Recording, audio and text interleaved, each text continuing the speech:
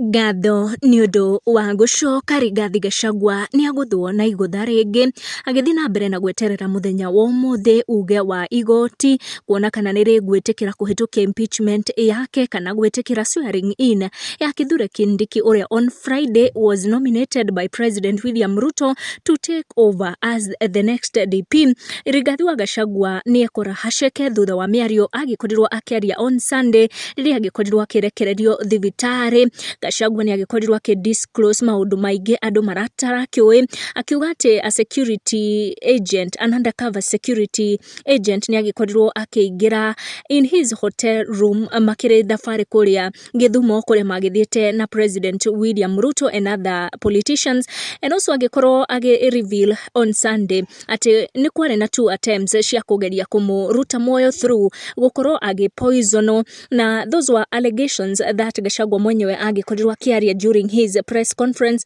after he was released kuma thibitarĩ on Sunday kũrĩa akoretwo akomete kuma Thursday mũthenya ũrĩa agĩkoretwo akĩimpeachwo.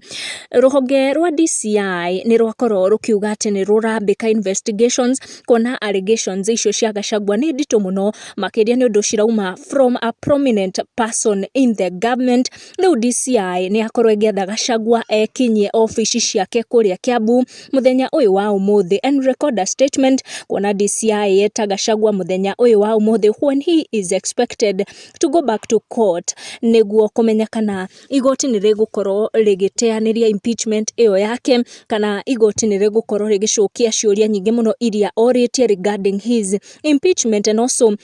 gũkorwo akĩmenya mũthenya wa ũmũthĩ kana hihi igoti nĩ rĩkũhĩtũkia the next step ya swearing in ya Kithure Kindiki who was nominated. Tũtikĩũĩ kana Rigathi wa Gachagua nĩ agũgĩkinya kũrĩa DCI offices to record a statement kana gũkorwo akĩrora igoti mũthenya wa ũmũthĩ. We are following up on that na makĩria. Make sure nĩ ũra subscribe na ũga turn on your notification nĩguo hingo ciothe ũgakorwo ũrĩ wa mbere kwamũkĩra updates. Tucemanie na wa next one.